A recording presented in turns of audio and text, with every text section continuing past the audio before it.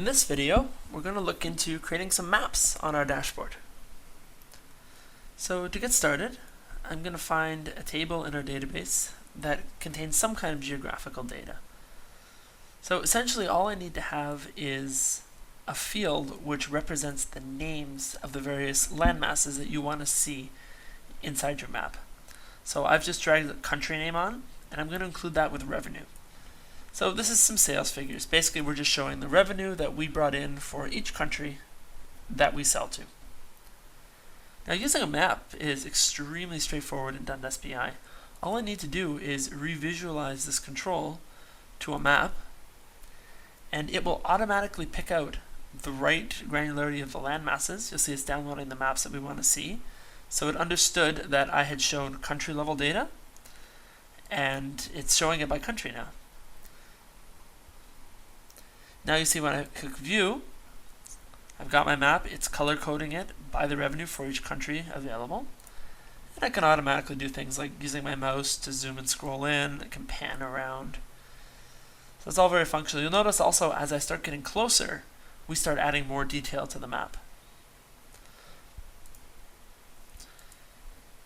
Another thing that you might want to play with the map control are some of the properties when it comes to data binding. So if you click on the map and go to look, you'll see that there's basically an entity in here under shape color rules. So it's called an auto color rule. And this is what the map is doing to determine how it's going to be binding the various colors. So if I wanted to start at a red and work my way over to a black or something like that, you'll see I'll get a fine gradient. Let me zoom this map out so you can actually see the difference there.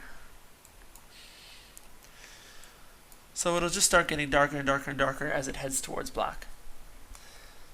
So just a simple property in order to set the appearance that you want to see. So there is another type of map that we can do, and it's called a symbol map. So let me jump over to a different data set that I have here.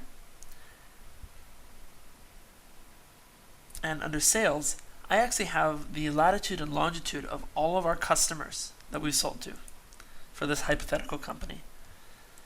So I'm going to go into the binding panel.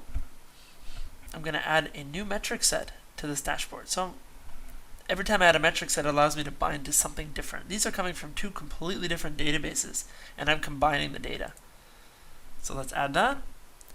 I'm going to add longitude and latitude as measures to this map. And then I'm going to add customer name as my row. And then all I need to do is go into the bindings for this metric set and tell it what I actually intend to hook up. So in my case, the name of the symbol that I want to see is going to be the customer name. And the symbol latitude and longitude are just going to be those two fields. So longitude, latitude. And you'll see in doing that, some of these little dots appeared here in the United States. Now, I'm kind of zoomed out at the world level. But as I zoom in there, these are all of our clients automatically bound. Now, I could use the states that take place with any control in order to start adding more information to this. So maybe I want to color these based on the size of the client, or the size of the symbol could change based on, again, the value or the market share available. But that's all it takes.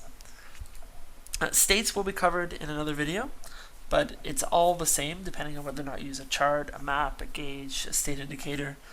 You'll get it, it's all the same. Now in terms of properties for the map, you'll see that, well, in some cases we don't have sales data for the United States or South America. So the default shape fill is just set to this tan color. You can set the default stroke. So these are all unbound elements and their appearance properties.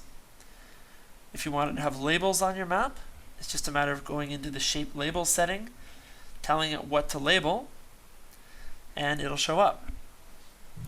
You can even set things like the font color, font size, font weight.